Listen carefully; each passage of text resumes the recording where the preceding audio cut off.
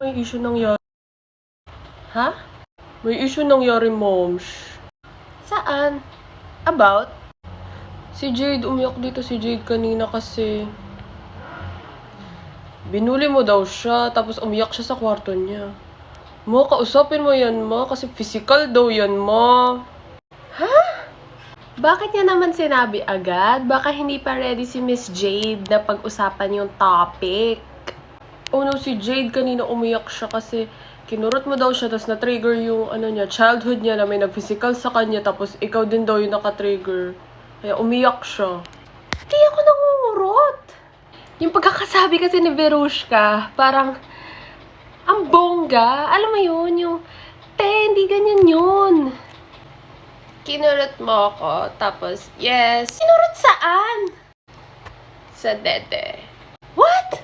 Bakit kita kukurutin sa dede? She has the same question. It's your time with her, so... Bakit? Nagkamauyan sila.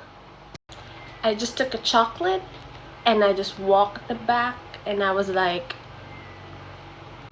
ako muna okay. So, diba, kinurot mo ako. Kasi, yes, nagtatawanan tayo. Okay, go, yeah.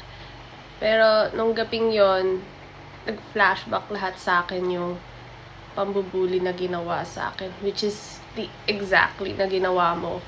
Ginawa din siya sa akin nung grade 10 ako. Excuse me! Tapos, wait. Okay.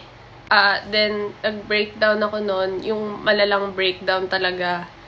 Tapos parang, bakit niyo ako ginaganto? Bakit niyo ginagawa? Ano ba yung nagawa ba ako? Bakit niyo ako binubuli? Kasi ako talaga yung student na bullied talaga dati. Tapos ngayon, kino-question ko, bakit siya mauulat sa safe space na alam kong safe space na alam ko this is my community. Excuse me, I have to cut you ha?